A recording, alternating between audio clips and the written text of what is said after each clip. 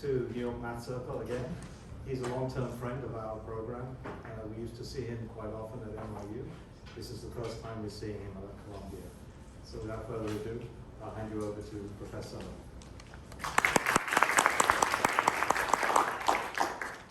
Well, hello.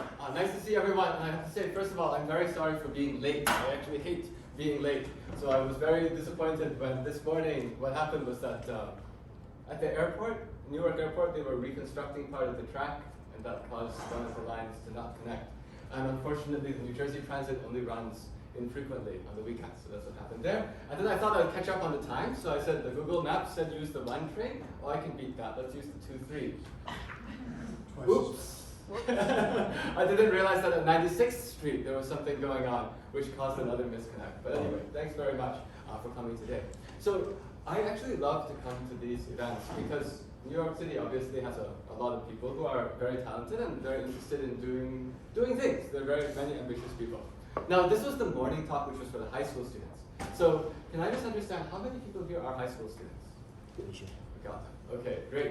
And I see that there are also some people who don't quite look like high school students, but they also don't look like middle school students. So my guess is that the rest of the people here are parents, which would be fun. Okay, I'm very happy to have this audience as well. Now, in this talk, my goal was to do something which might be interesting to high school students, and of course, since there are parents here in the audience too, I'll try to do something that's interesting for you. But the goal was to discuss some things of what you could do with mathematics. But so first of all, I'm also curious to understand more about the audience. How many of you have some vague idea of what you might want to do eventually? Anyone want to share what that is? Because then I can aim towards this audience. Yeah? Well, it's not related to math. Not related to math is totally fine. It's law. Law. That's actually more related to math than you might think. I have 2 friends of mine who went to study with me. They actually studied physics. They are both lawyers now. And that's because, by the way, math and physics and all of these subjects are all about proofs. And the only difference between us and law is that we prove things, we prove them, not beyond a reasonable doubt, prove them. But it's the same concept. Anyone else want to share what you might want to do eventually? Because that way I can aim this talk. Yeah? I want to go pure math. You want to go into pure math. Okay, very good. Any particular reason why? Beautiful. Yeah, okay, that's good. More power to you. And anyone else want to share what they might want to do? Yeah? Computer science. Computer science, okay. Any particular direction of computer science? Not sure. Not sure yet. Just like somehow computer science seems like a good thing to do. This is what a lot of people do these days. Anyone else want to share? Yeah? Business, like finance and management? Business, finance, and management. These two are actually kind of different things, by the way. So by finance, do you mean using math to understand what to do, to like buy and sell things and deal with financial?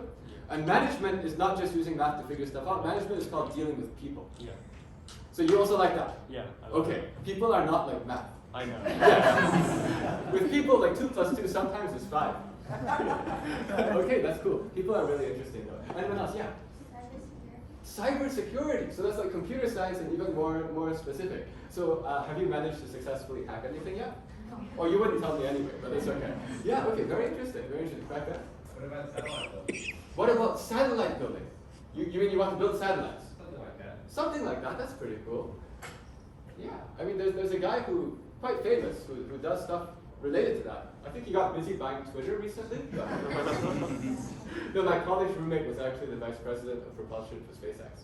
So, you know, like, the thing is, like, satellite stuff is cool. Actually, my father-in-law is an engineer. He works for a satellite building. He got his PhD in his 50s.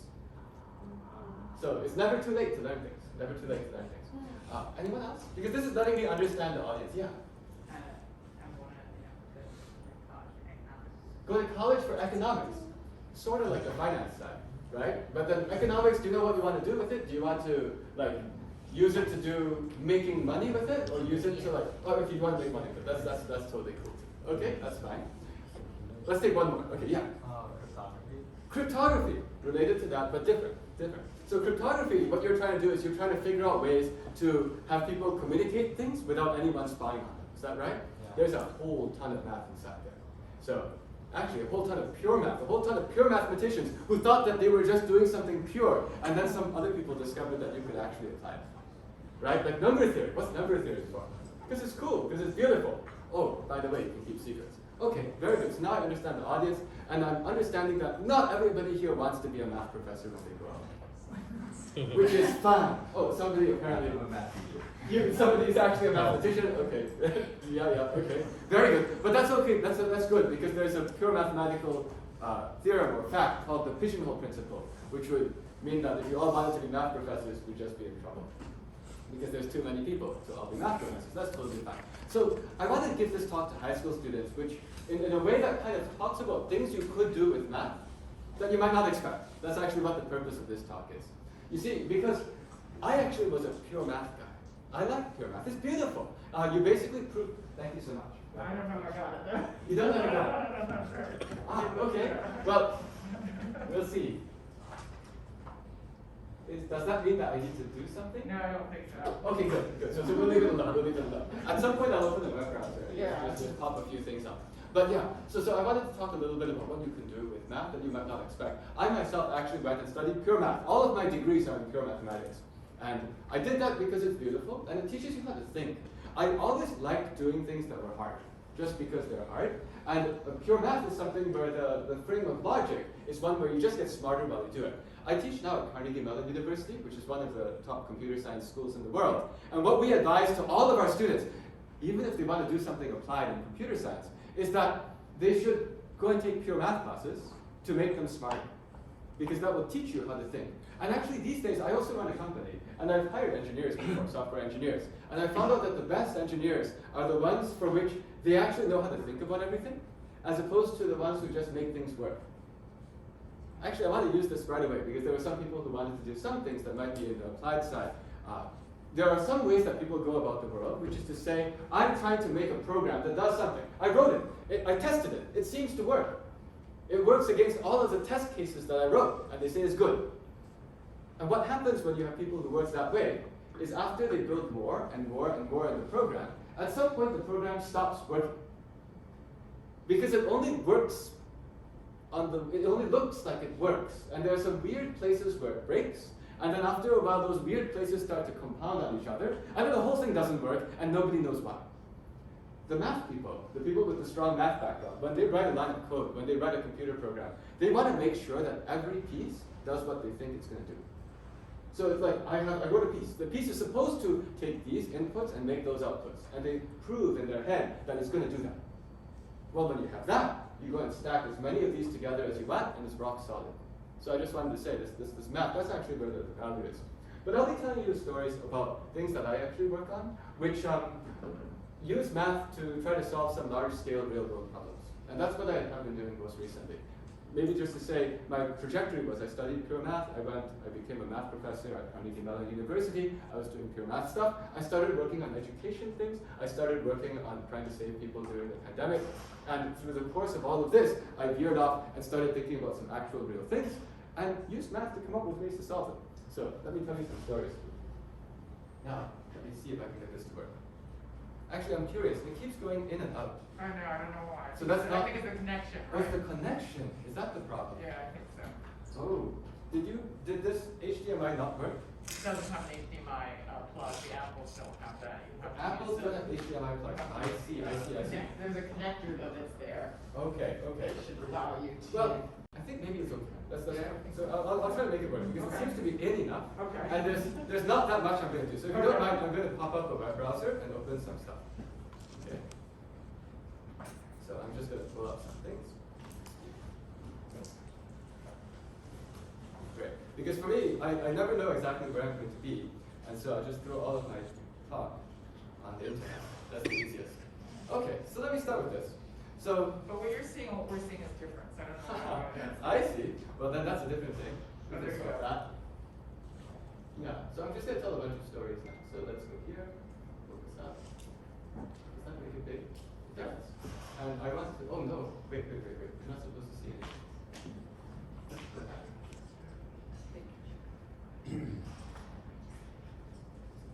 There. Pretend you didn't see the other thing. Oh wait, there's even a preview. That's not good. This is very bad.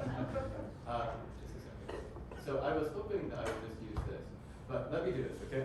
So if you don't mind, I'm going to actually just use mine because I don't want to give too many things away. Alright. Sorry about that.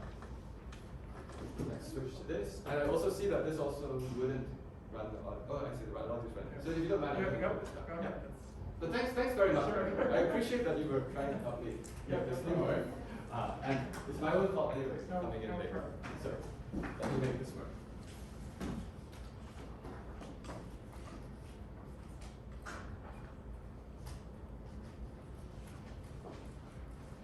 Great. This up here.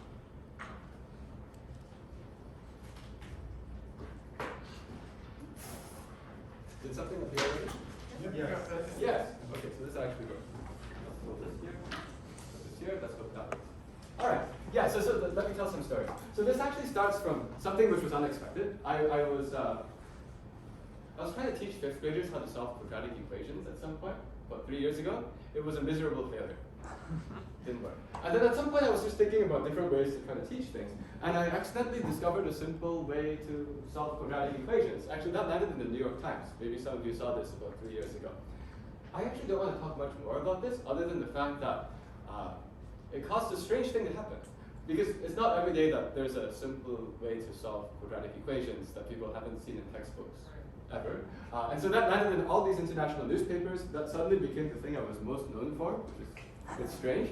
But after that, even the Prime Minister of Singapore posted about it on his social media. So I just thought, that's interesting. I didn't know that the Prime Minister of Singapore cared about math that much. You know, like most leaders of states do use, leaders of countries do use social media, but rarely do they post about quadratic equations. So I started looking up, who is this person?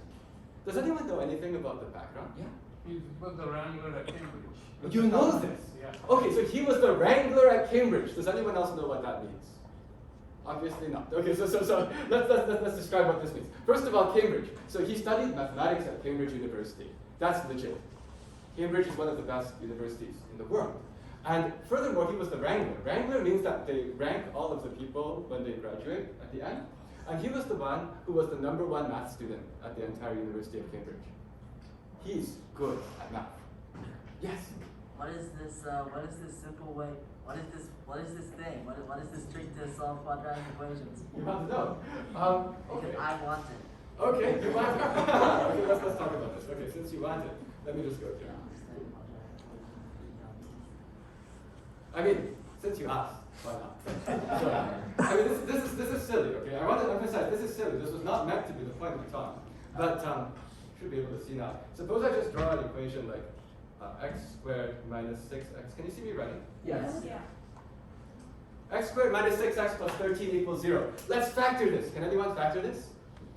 No. No, of course not. Why not? Because 13 and 1 is equally factors. Oh, something wrong? No, it's good. Okay, yeah, so because 13 is prime, right? So there's no way, it would be 13 and 1, that doesn't work.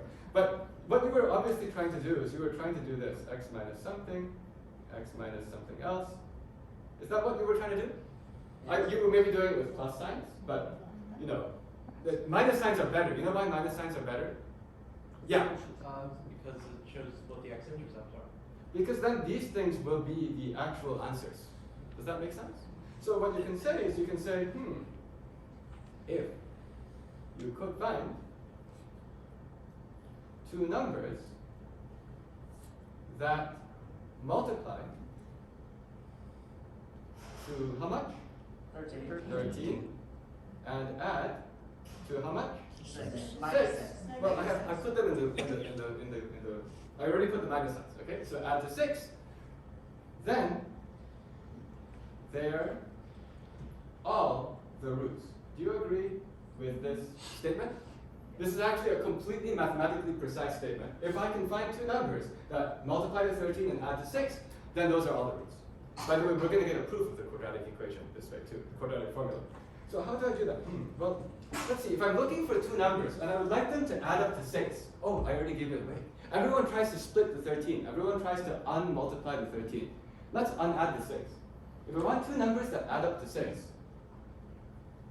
it's enough to find two numbers who are the same distance from 3. 5 and 1.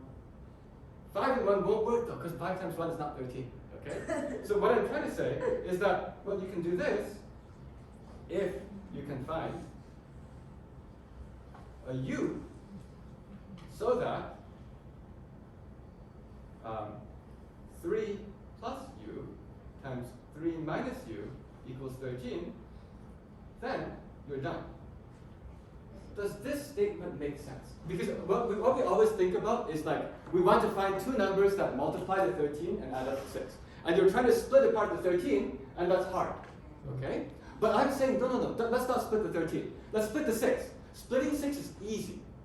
You know what I mean? Like if I want two numbers that multiply to 13, that's actually quite hard for me to even know what they are. But I have a very easy way to understand two numbers that add up to 6. It's always 3 minus something and 3 plus something, because they're equidistant from halfway. Did that make sense? That actually the complete set of all pairs of numbers that add up to 6 is exactly the ones which are symmetric around 3. Yeah? Is it 3 minus 2i and 3 plus 2i? How did you get that so fast? You did it in his head.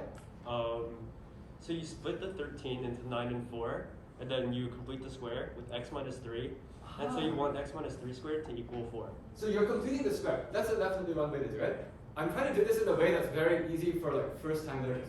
But if you multiply out the left side and get 9 minus u That's squared right. equals 13, and then solve for u. That's actually very easy to solve. Yeah. What would u be? This is what you wanted, right? That's So u equals to 2i already works. So does minus 2i. But that's it. It's 3 plus 2i, 3 minus 2i. By the way, it's equivalent to completing the square. It's equivalent to the entire procedure you do. But the difference is for someone who's learning how to solve quadratic equations, you actually always, if you think about the curriculum, you always first learn factoring. Yep. And when you're doing factoring, you guess and check. Is this right? What this does is it says, hey, did you realize you don't have to guess and check? You don't have to guess and check how to split the product. You can just automatically split the sum. And then the equation you solve always is the difference of squares, something minus u squared. Yeah, and then that's it. What if it's x squared minus 7x plus 13? Then you fraction. Right? If it's x squared minus 7x, then you don't have 3 plus u, you have 3 over 2 plus u, and 3 over 2 minus u. I thought there was a way. There was a way to do it with integers. A way to do it with integers. No, there won't be, right? X squared minus 7x plus 13, that won't give you an integer answer. Right? Okay. But the important thing is what you just said, that's how you would derive the quadratic formula then. Because actually, if you wanted to solve any quadratic equation, if you just took that middle one and took it in half, this actually lets you solve any quadratic equation without memorizing the formula. Of course, you could do it with completing the square too, but what I discovered while I was teaching 5th graders is that the concept of completing the square, if you're just learning how to do algebraic manipulations, is actually quite hard, because you have like these x squared, these a's, b's, and c's, and they get lost. And so what I did is I said, well, you're just trying to solve something, and if you have numbers, actually all you have to do is think, there's another way to break apart. You can break the sum instead of breaking the product. Okay. Actually, people are starting to use this now when they teach middle school kids how to solve quadratic equations. And if you think about it, it fits perfectly into the curriculum. Because if you were teaching factoring and you teach them, we guess and check, and they guess and check, and you do it for an entire lesson, and the next lesson you're like, did you realize you don't have to guess and check? And the only reason you were guessing and checking is because you were trying to split the product as opposed to split the sum. Splitting the sum, there's no guess and check. It's always like this. It's always going to give a u squared equals something, take a square root, you're done. Okay. And somehow that was not widely known before. But actually the funny thing is it was. So after I found this out, I realized this was known actually 3,000 years ago. This is how the Babylonians solved quadratic things. Actually, Babylonians weren't solving quadratic things. I think they didn't have negative numbers. But like, the Babylonians would be solving problems like, I have a rectangle of land. It has some area and some perimeter. How long is each thing? That's this thing we just did of two numbers that add to something and two numbers that multiply, and also multiply to something. They always did it this way. They always split the sum. They never split the product. Do you know why? There's actually a really good reason why. And it's related to why in modern age, we always do split the product. But in the ancient times, 3,000 years ago, they did not split the product. Did they not multiply then?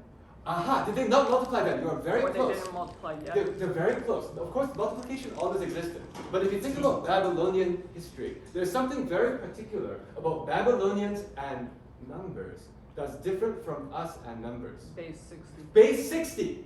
They didn't use the digits 0, 1, 2, 3 up to 9. They used the digits corresponding to 0, 1, 2, 3, 4, 5, 6, 7, 8, 9, 10, 11, 12, 13, 14, up to 59. Hey, Guess what their multiplication table looked like? Oh my God. You know what a multiplication table is, right? Multiplication table is each digit times each digit, how much is it? There was nobody who could memorize the 60 by 60 multiplication table. You'd basically be in 4th grade for like the next 20 years. Do you know what I mean? So the point is, actually, it's really funny. For the Babylonians, if you gave them a number like, I don't know, 72, they might not off the top of their head say, well, that's 9 times 8, because they didn't memorize the multiplication table. So actually, for them, the most natural way to solve that problem was to split the sum and then do this. So anyway, thanks for asking the question. As you can see, if you ask me a math question, I'll geek out for a bit. But this thing was, actually when I realized this thing, I just thought, oh my gosh, how come I've never seen this before in any textbook before? And then I started running around like telling people about it. And then before you know it, was in the New York Times.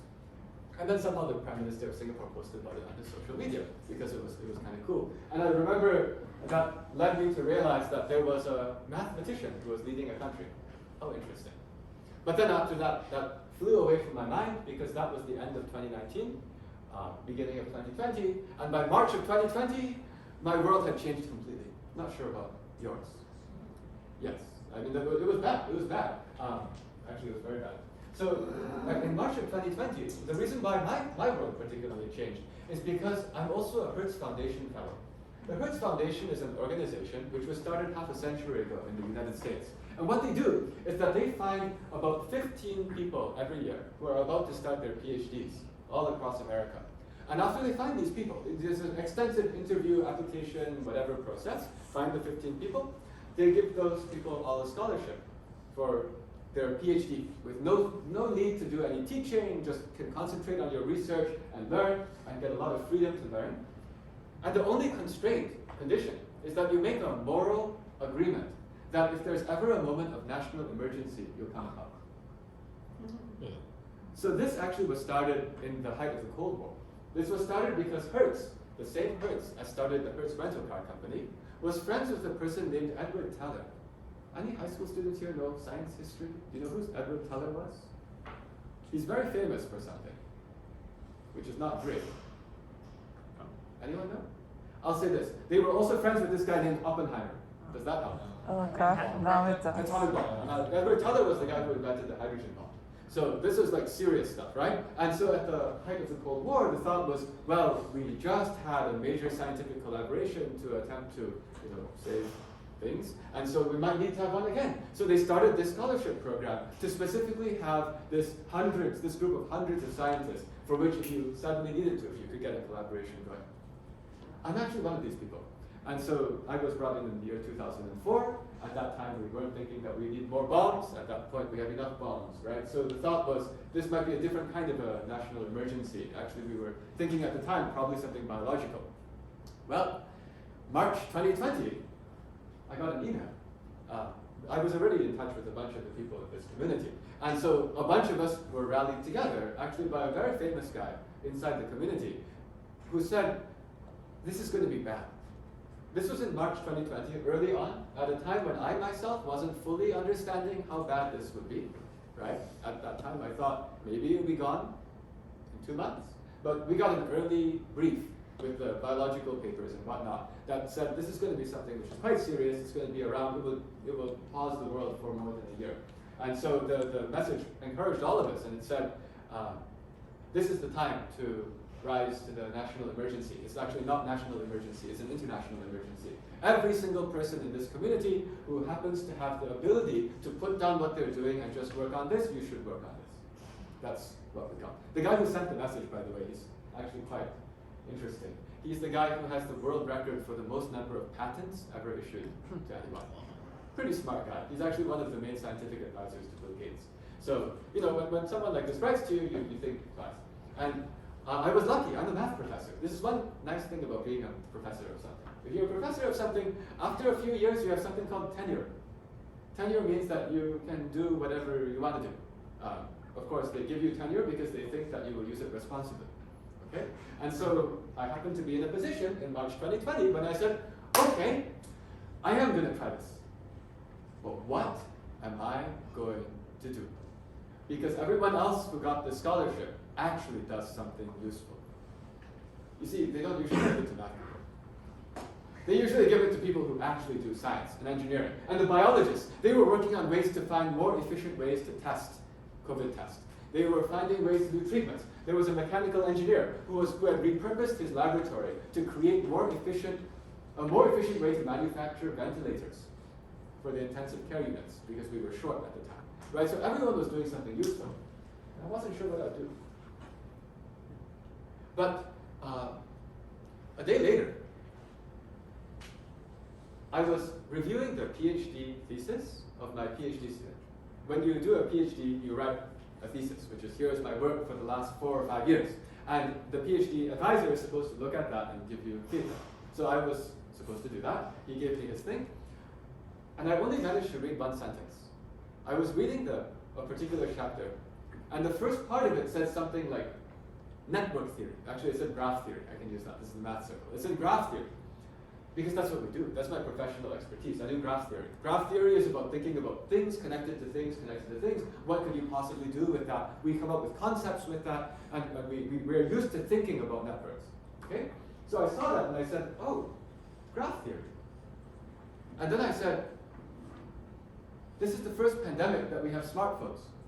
I wonder if I can do something that combines graph theory, computer algorithms, and smartphones to do something about pandemics.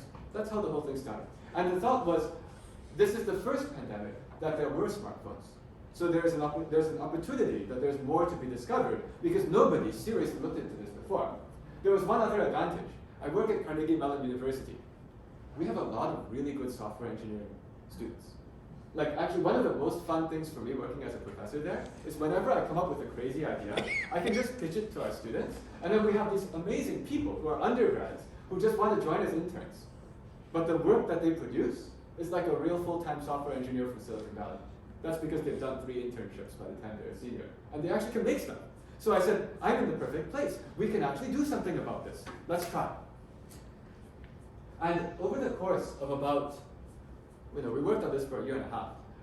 I lead a team where we actually ended up inventing a new way to fight pandemics. And that new way to fight pandemics has gone all the way to the point where I've actually been invited to speak about it at an IEEE conference, international conference on digital health. IEEE is the biggest international organization, professional society for electrical engineers.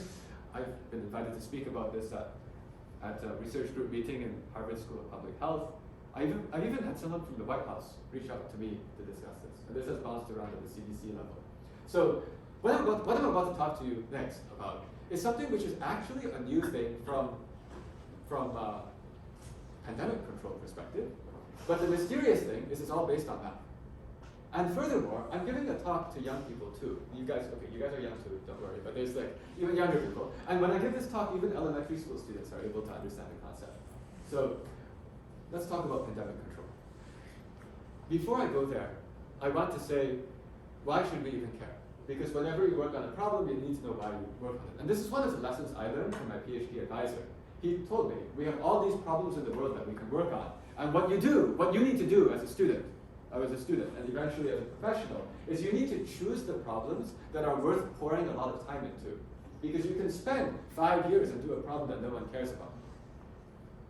Or you can choose wisely, and then put your 5 years, and then suddenly it's actually important, right? So let me say, why should we care about pandemics? The reason is because we lucked out with the COVID thing. We lucked out, big time. Does anyone know why we were so scared at the beginning of COVID? It's because it looked, the disease biologically looked like something else. Like structurally, biologically, RNA-wise, it's a cousin of some other disease. Not the common, okay, it is actually, it's related to the common cold. That's a coronavirus also. But there was another one that was causing everyone to be very scared. SARS. Because the SARS lethality rate for someone like you, nice healthy person like you, would have been 10%. That's bad. 10% lethality rate is scary. If you think 10% lethality rate is not scary, you can play Russian roulette, it's pretty close. That's 16%, right? So I'm just emphasizing like, lethality, we don't screw around, we don't mess around with lethality. A lethality rate of 10% is horrible.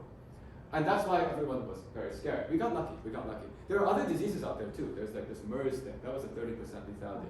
And the thing I'm watching right now, I don't know if you guys know this, it's in the news, but there's a new Ebola outbreak. Has anyone seen this? It's bouncing around Uganda right now. That lethality rate, 50%. Yeah. When you say lethality rate, what does that mean? Like 50% people die? That means if you get it, what is the chance that you die? Okay. That's bad. I was watching because because I work in this area now, right? So I watch, and then occasionally, I'm subscribed to all these mailing lists, so I now get these early warnings of these new things. And the thing in Uganda, the reason they're scared is just because it's got to the capital city. That's potentially dangerous, so I'm watching this right now. But in any case, I mentioned Ebola because we had a very close shave in 2014 also. Does anyone know what I'm talking about? 2014 Ebola outbreak, Western Africa, more than 20,000 people infected, half died. 50% lethality rate. Like this is, you don't mess with these kinds of things, right? And when they die, they're bleeding out of everything. Perfect time. No, it's just bad, okay? This is a terrible, terrible disease. These exist. And the reason why we should think about these is because, we are mathematicians here. What kind of a curve does infection take? What kind of function is it? Exponential. It's exponential because whenever someone gets sick, they infect a certain number of other people on average, okay? Exponential functions, if you plot them on Desmos or wherever you like, they look like this or they look like this. Is that clear? It's either like immediate collapse or immediate or very quick explosion. How many exponential functions? Well, this is random. There's randomness inside too. But how do you get to 20,000 people infected? That means the base of your exponential is not far away from 1. Does this make sense? I'm just emphasizing that you hear about other horrible disease outbreaks and you're like, it killed 10 people. Or you hear about things like the flu, and it's like, yes, it infected like 1 million people. There are very few things that manage to infect 20,000 people. That means it's close. And so that's the reason why actually governments, especially governments of democratic countries, are very concerned right now about how will we handle this future thing, which will probably come in 10 or 20 years, which is both contagious and lethal. Because what we have learned so far is that the only strategy that seems to work is called everyone gets sick. Just slowly, right? That's what we're doing. Everyone gets sick just slowly. And the good news is because the lethality rate, if you get sick, is not 50%, we can afford to do this. The reason governments care is because, that would be the end of the United States if there was something that was highly lethal and contagious. Because in today's modern society, if even 30% of the people died, that's it. You go to the grocery store and there's no groceries anymore. The subway's not going to run. The power plants are not going, right? It's like, that's it. And when I say that's it, it's like it's back to caveman days. Or like, well, it's not caveman, it's back to like the Middle Ages, which is the last time that there was a pandemic that knocked out 30% of the people. They survived. The reason they survived, why did they survive? Why is it like 500 years ago, society still survived even though 30% of the people died? I'm claiming that today, if 30% of the people died, we go like horribly backwards. But in the year 1500, if 30% of the people died, no big deal. People were less dependent on each They were less dependent on each other. There's more deep stuff, yeah. Some were like immune. Some were, sorry? Some were like already immune to the. Some were already immune. That's true, but they actually did have 30% die. Like that actually happened, yeah. I guess because people were more self-sufficient. They were self-sufficient. We have a lot of a small percentage of people is like farmers or people who make clothes and stuff that do it for everyone. And if these people are at risk, then we don't make our own food ourselves. Exactly. So what you said is today we have a small fraction of people who make all the food and all the clothes and the electricity and the whatever, and everyone else shares in them, right? Back then, 90% of the people were farmers. So if 30% died, that's just life, right? And their solution was just have twice as many kids. I have a Yeah. question though, is I think perhaps, there's two things into play here which we're talking about, but there's also the geopolitical circumstances as well. So you could argue, I think reasonably, that in fact what would happen is you just have the autocrats who would take over. Yes, I agree with you. I think the autocrats would take over because that's the only way to make civilization continue. I agree with you. Actually, yes. So I thought exactly this. And this is also why there's a lot of people on these biosecurity and global security mailing lists that I'm not part of, who are basically pointing that out. What you just pointed out is that the democratic societies would disintegrate because they would lose all ability to coordinate. The autocratic societies would dominate, Correct. and the entire world would become one autocratic society, Correct. which many people don't like. No. Yes. So what I wanted to say is like, that's also bad. But from the point of view of, for example, the United States government, they are not keen on that outcome, right? Because the problem is basically one of coordination. And so this is actually why, not just the United States, actually, lots of people care about this. Actually, even autocratic governments care about this because it's going to be who's the best at autocratic control, right? It's not even it's going to be you. But in any case, this is why it's important. This is why it's important. People care. Okay, now let me start telling you about what we came up with. Because remember, the biggest problem is coordinating. The biggest problem is coordinating. And now let's start comparing with what people were doing. Remember I said that I was doing smartphones, right? So, by the way, you guys have an app in New York. It's called like COVID something. New York? Maybe? COVID Alert? Is that what it's called? COVID Alert New York? Right. So there were lots of people. Actually, Apple and Google worked together and made a big collaboration. And everyone in the world was making apps that were all doing the same kind of thing, which is different from what I'm going to tell you. But what they all did is they made apps that would tell you, oh no, last week you were around somebody. Today that person is sick. Today that person is sick. So we are worried that you are sick. Please stay home and don't get anybody else sick. Are you familiar with this concept? This is called contact tracing. We lived through this whole thing, right? And they made apps that did this, and the idea was that this should do something. They were actually quite a failure. But if you think about it, we can understand why. First of all, they were all inspired by some other apps that came first. And those apps that came first did not have the word please in them in the instructions. The apps that came first said, I know exactly who you are and where you live. You are staying home.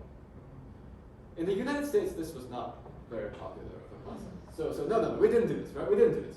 And so instead what we did is we made one which was privacy. Privacy, that's what everyone was talking about. Privacy, by the way, is important. We were just talking about autocratic societies. So the American one, and actually the one used throughout most of the world, was, oh no, you were around somebody last week, today that person is sick.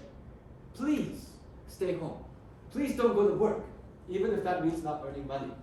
Please don't go to the grocery store. Please don't send your kids to school. Please just stay home. And we promise you 0 consequences. What do you think could possibly go wrong if you make an app that asks people to do things that they don't really want to do and promises absolutely 0 consequences whatsoever and perfect privacy so no one will ever know that they were ever even told to stay home? What could possibly go wrong? Can anyone figure out? Yeah. People might not listen. They might not listen. That's exactly what happened. Because the app also, no one will ever know if you even installed the app. I'm not going to ask you how many of you are running the app. No enforcement, because it's supposed to be for your, privacy and everything. It doesn't take a genius to realize that something was wrong with the incentive system there. But somehow $100 million was poured to that, and well, we have what we have. It didn't do anything. Actually, what it did is it made it harder for anyone else making apps. Because everyone would say, apps don't work. Okay, let me tell you what we did. It's different. It uses the same ideas of privacy because I'm based here, we care about privacy. There are ways to privately figure out that anonymous devices were around each other. This is all solved, right? The anonymity was not the problem. The problem was just the entire ecosystem was broken because there was no incentive alignment. What we did, we used the exact same privacy infrastructure, the exact same system of privately figuring out anonymous things that are around anonymous things, but we told slightly more information. We would tell you something like, ping 3. And what 3 would mean is that, I can even draw. Since I already opened this up. Yeah, ping 3. What would 3 mean? 3 would mean that, here's you. And 3 means that somehow you're 3 close relationships away from someone who just got sick. Okay? And I want to emphasize, since I can actually draw here, why not? I'll emphasize, each of these lines means spend time nearby often. That's what every one of my lines means. Does this make sense? So it's like we can actually figure out like these 2 phones, spend time nearby often. Since this is a math group, I went through the effort to write every word down. Because actually in math, what we get from pure math is that the definitions are the most important thing. The most beautiful thing about math is that if you define things in the right way, you get the entire Euclidean geometry. In physics, some guy called Newton defined 3 laws. Bam! You got all of motion, right? So the most important thing from a math background is the definition. Once you have the definition, you can put all the consequences. So our definition is actually different from the standard app definition of when a phone was near a phone when they were doing the contact tracing. They didn't have the word often. We have the word often. Often would mean multiple days. Okay? This, by the way, just means that you live with the person, or you work with the person, or you have lunch with them often, or you see them every weekend at your religious service, or wherever it is. They're a frequent contact. And we'll tell you 3 when that person reports sick. Okay. Now let's start doing the next part with math. With math, you put the definition, and then you start making the conclusions. Suppose there's a future Ebola, or like the current Ebola. If the current Ebola suddenly got out of the capital of Uganda and started moving around, and even dropped into the US, this would be optional. You don't have to use the information. How do you think people would react if they had something that could tell them, ping, Ebola has struck somebody 12 relationships away from you, 12 close relationships away from you. Okay. And then maybe a few weeks later, ping, 8. And then after a few more days, ping 6, ping 5, ping 4, ping 4, ping 3. What would that person do? Remember, people die with 50-50 odds if it strikes you. Each of these people is struck, half of them are going to be dead. Like this is, I'm serious. Like I'm just trying to say this is like how you would control a lethal disease. How would the average person, I don't mean average American, average person in the world, how would they react to information like this where it was fine for a while and then suddenly in the last 2 weeks, what are they going to do? Yeah. They would finally stay inside. They would finally stay inside. They've got to protect their family and friends. They've got to protect their family and friends. And now here's the beautiful thing. Why? All of you had this feeling as I was telling you this. Why would you want to stay inside? Is it because you're just such a nice person that doesn't want to get random strangers sick? You gotta stay away from that phone. Gotta stay away from that phone. Wherever this phone, wherever this phone is. By the way, we never tell you where. That's not important. It's just that it's getting closer for you. It's getting hot. Did you have a hand up? Yeah. What were you gonna say? People, I think I'm being panicked. They're more likely to be panicked. Yeah. You don't want to let your family and friends in case you care about. Don't want to let your family and friends get sick. But even if you don't care about anyone in the whole world, You don't want to die. you don't want to die. That's it. You don't want to die. Even if you don't care about anyone in the whole world. This would even work for college students. Sorry, not that they don't care, sorry. But like when we were talking about pandemics, man, I was working with colleges. Colleges were the hardest place to control COVID. Because what they were like is they said, wait. You want me to give up 1/4 of my college experience for something that my chance of dying, they ran their odds? It's tough. But the point is like, actually there's something else here. I think the progression. The progression. To dropping the numbers is very scary. Progression dropping the numbers is very scary. Actually, we're going deep into this. That's what you do with math, right? Yeah. I was going to say, it's sort of like fact numbers. Like, it's Yeah. not somebody's opinion. Yeah. I love what you just said because that's also how we look at it. We just tell you facts. These are numbers. These are like, you frequently spend time with this chain of people, that person just got sick. By the way, that's why we say spend time nearby often. If you go across each other on the 2 train, doesn't register. But that's because this is telling you, if you carry on your usual behavior, you are going to run into it. Suggestion, change your behavior. Does that make sense? Whereas previously people just said, I don't know, maybe I ran into them on the 5. And will I see that person again? No idea. So it's not actionable. We made something actionable. Yeah? If there was a pandemic with 50% death chance, I doubt people would be taking the subway. You're right. So that's a good point. The 5 train is not a good example. Actually, everybody would be very, very, very cautious. And the difficulty with what we just saw is everyone would be cautious for about 2 months, and then varying people would discover they are not able to keep being cautious. They might not take the subway, but the point is that they might have certain chains of transmission, and what this does is it aligns incentives. This, by the way, is an area of math called game theory. In fact, the most famous person who did stuff in game theory has a movie about him. I don't know if you guys know what I'm talking about. Beautiful Mind. His name is John Nash. Actually, he's one of the most famous alumni of my university, Carnegie Mellon. And he was at Princeton while I was a PhD student there. So, he was actually there. It's interesting. There are people, by the way, who think about this. Oh, yes? The words nearby and often are subjective, though. They are subjective. So you can change that, but how do you determine what you initially set them to and then adjust them? Yes, how do you initially define spend time? How do you initially define nearby and often? That's based on the parameters of the disease. So when we were talking to people in Brazil about mosquito-borne diseases, I said I can't use this because that's not relevant, right? But for COVID, what we were doing, I can tell you what we were doing, and you can think about what this does to your own life, okay? We said nearby often means over the past 14 days,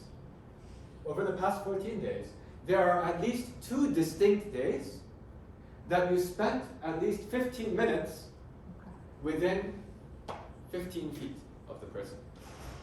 That's a mouthful. Okay, I'm gonna unpack that again. So the nearby was 15 feet for at least 15 minutes.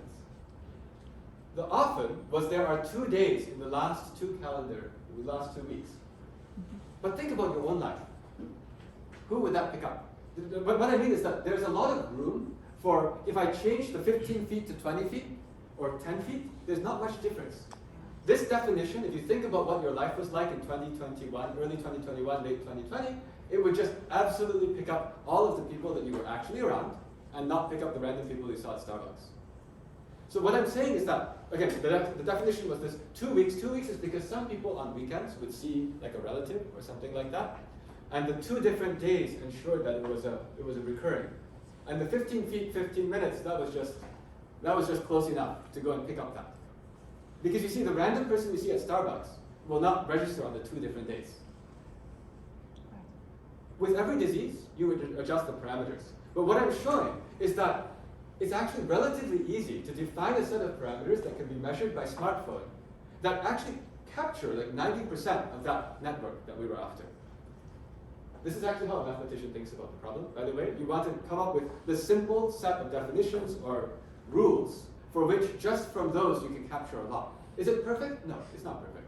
You might get the disease from some random person you met at a restaurant. But that's not what we're trying to do. We're not trying to save you from every possible way. We're just trying to give you a heads up if something's coming down the highway.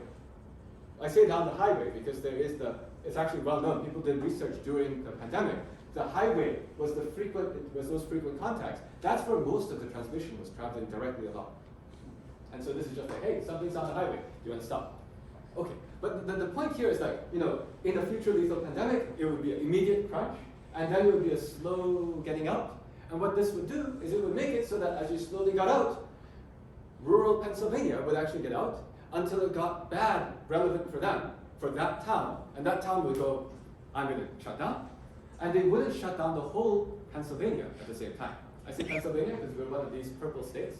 And it's very interesting in Pennsylvania. You have the 2 cities, Pittsburgh and Philadelphia, which have certain ways of thinking. And then you have this huge amount of Pennsylvania around it. And when you shut down all of Pennsylvania because of what was going on in Pittsburgh and Philadelphia, you got a lot of people mad because there was nothing wrong in the other places. This is actually exactly what was going on. And then they said, forget it, we don't want any of this stuff. And then eventually, when the disease actually got to those places, it just ripped through. Does that make sense? It's basically like, how are you going to lock down?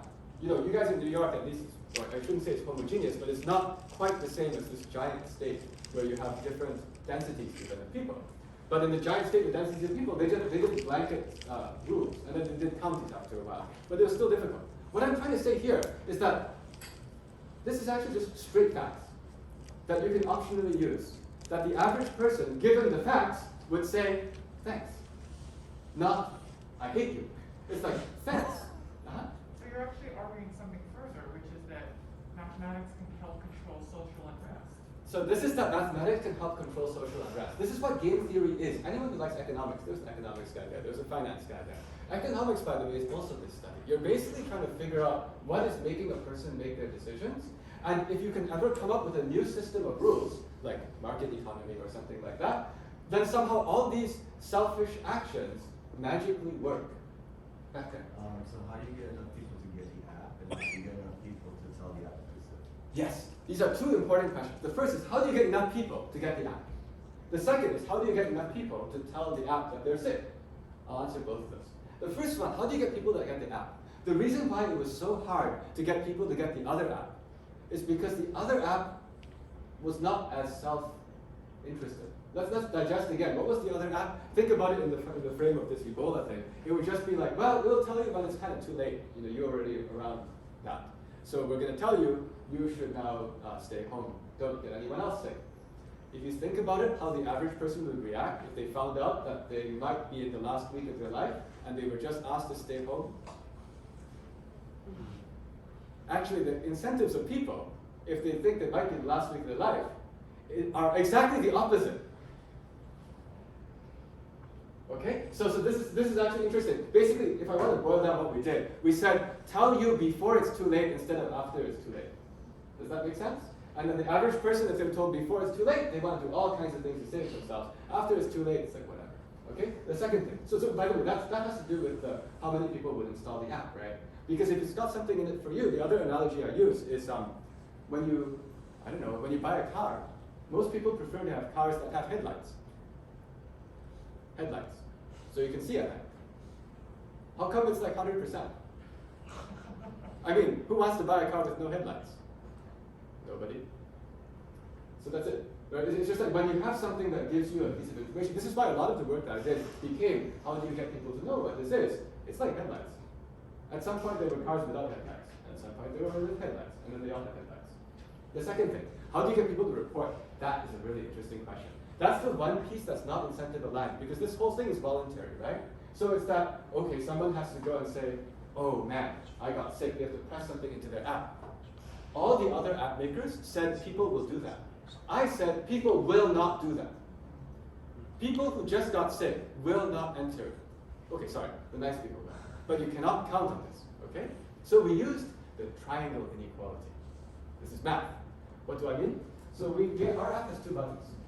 I mean, okay, I said our app, but it's the idea. Anyone can make this app, okay? It's not, we just made our own version just so that we can show it works. Our app has two buttons. Suppose this was you, okay? And then let me draw some network. I don't need to draw stick figures because this is math community we're in here. So this is just a network, okay? I just drew out the network. Everywhere that there's a end of a line segment, that's a person, okay? So what we have is we have two buttons. And one of our buttons says, I'm sick. We expect very few people to press that button. The second button says, I'm not sick, but a contact tracer just told me that I'm one step away from someone sick. There's someone sick around me. Contact tracing, by the way, we expect will always happen whenever there's a terrible disease out there. You guys all experienced this in school. Someone told you were around someone, right? So what this is you can have two ways to report. I'm sick, or someone around me is sick. Someone around me is sick. What does that mean? Suppose that this person here said someone around me is sick. What do you know? Yeah. They're in contact with them. So they're in contact with them. But what does this mean to you in terms of how close the disease has just struck to you? So this is, by the way, let me give a number. How far is this from you? 1, 2, 3. This is 3. So this person, you get a signal on your app saying 3. Somebody 3 steps away just signaled they are 1 step away from the disease. Yeah? Well, 4 or 2. Could be 2, 3, or 4, but it's close. Does this make sense? There's something I call the triangle inequality. Pure math people like this. Triangle inequality says that if somebody who's 3 away from me is at most 1 more away from the sick person, then that sick person is within 3 plus 1 steps of me. Did that make sense to people? The triangle inequality in general says that if there's distance x away from me, there's someone who's distance y away from a thing, then the thing is at most x plus y away from me. But what we just said is that it's a 2, 3, or 4. That's like a blurry dot. Does this make sense? Like when you think, actually a blurry dot, because the analogy here is we've made radar. Back in 1940s, when radar was invented, the radar would show all these enemy fighter aircraft or bombers coming towards your ships. They were blurry dots. It was like there's something around here, or there's a whole lot of things around here. They're all coming. The people who had the radar said, thank you for the blurry dot. Better than no dot. Does that make sense?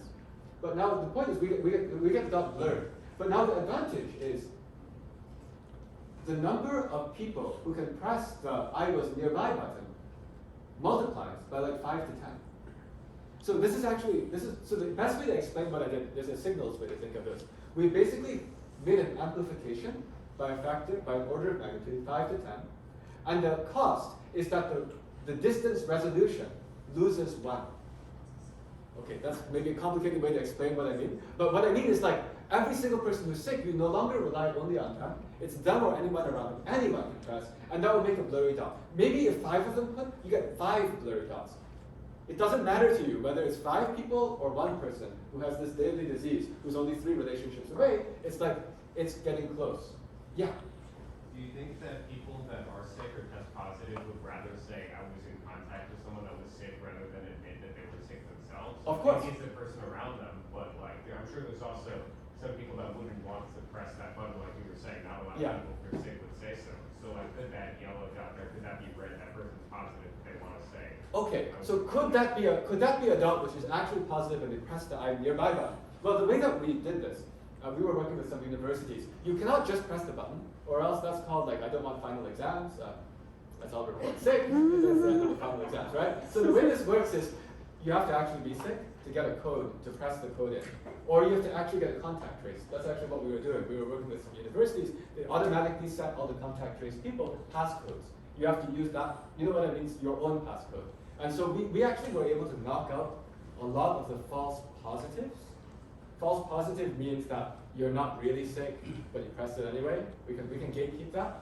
The biggest problem in this whole thing was false negatives, which are, I don't want to press, even though I'm sick. False negative means you say negative, but you're not actually negative. There are 2 hands, yeah, over here. So essentially, the model is marrying, like each node is not marrying people contact with people. It's my cell phone contact with another people's phone. So of course, there's some noise, like I don't carry my phone all the time. The kids, they don't have cell phone. Old people, they don't have cell phone. And also, why not take out humans factors out of it? Don't let people press button, just like the machine. Like my cell phone knows his cell phone, and he's sick. That's a sick phone, and my phone recognizes it. Then my phone knows, but my phone automatically alert. Yeah. So I know what you're saying. The problem is that if you make it automatic, in many societies, this could be some ethical problem. They don't want it. So what we had to do is we had to make something, because when you want to fight disease, it's actually entirely a behavioral problem. And so we had to come up with something that's so non-personal, if that makes sense, that it can make people say, yeah, you know what, I actually want this information. But what you say actually does work in different societies. I mean, there are other societies around the world where actually that is reasonable, right? So I'll say for every part of the world, they can do as they do. But actually, even those parts of the world, this could be huge. Because the point is this can actually help those people do what the government wants them to do. Yeah, so there are lots of ways to do this. And your son had an idea too. I was more concerned with, you mentioned having to actually, confirm that you're sick or confirm that you have a good contact tracing with someone who is sick and get a code. Well, I thought, a lot of the success of the app and its viability relies on how convenient it is to just go onto the app and press the button. But having that extra step to confirm it, wouldn't that make it a lot less appealing for some people and then sort of remove the effectiveness of it? Yes, definitely. And so that's the trade-off, right? The trade-off between what you said and what your dad said, and what both of you said, is that if it's less automatic, you'll get less signals. But the actual reason why we weren't worried about that is because if there is something that is threatening to the society, if it starts spreading, it won't be that there's one person sick, and then one person sick, and then one person sick. It's like one person sick and then 5 people and then 10 people. It's spreading. And if some % of those get in, you still see the cloud coming at you. The point is, this is the progression. We basically want to show you that the cloud is relevant to you. And this answers the problem of people in scattered parts of the United States who don't see any cloud until it's already at them, and then it's too late anyway. This lets you see the cloud is coming, and if there's a large cloud coming, even if only 25% of the cloud is visible to you, you see the cloud coming, and then you start doing something about it. That makes sense. I mean, basically I want to emphasize, this is not perfect. This is not meant to solve every pandemic. But the fun part is that this never existed before. And the reason why this is interesting in the disease control is whenever there's a new way, that's exciting. What could you do with it? You could do the tweaks that you guys said, you could do other tweaks, but there's actually a totally new way to incentivize behavior now based on people's self-interest. But isn't this just, to me, it seems like a natural progression of what we already do. Like when the pandemic hit, I said to my friends, do you know anyone who's been sick with this? They said, no, I don't know anyone who's been sick with it. I said, we have nothing to worry about. And then, a month later, do you know anyone who's been sick with this? I know one person who's been sick with it. Oh, no big deal. But then as that changed, as the universe of the people I know, family, friends, started to know people who were sick with it, then I started to become more concerned. Yes. Yes, so basically this does that faster. Faster. I mean, this just does that instantly. Right. And it gives you this information that's coming through anonymously where you can actually do something about it. Because what you just said is exactly what was happening, but it wasn't systematized. Right. And so actually I want to emphasize this idea is trivial. But there's nobody else on earth who thought of this. I know this because I spent about a year and a half in the pandemic propagating the idea, talking to scientists, talking to governments, talking to media. Yeah. Yeah, I was going to comment that the math in this is very simple, and the technology is simple. It's psychology. Everything is psychology. Yeah. You see, that's why I said earlier about the fact that in math, if you come up with the right definitions, the things follow. So this is actually just coming up with the right definitions, the right framework, and then just deducing. Oh yeah, this just makes people do the right thing because they want to. I guess you say psychology also, if you have kids, high school kids, you know how to get them to do the right thing. Which is not always to say, I would also do say there's this. something Yeah. more to that. It's like what you did was not try to, most people when they look at math, they look to get a specific answer. Yes. I want to know exactly how many people, what was the, exact. This is about actually not giving them exactness, but giving them the information that's valuable to them. Right. So you see, the thing you said about the exact, this is also interesting because in the area of math I do, we write research papers.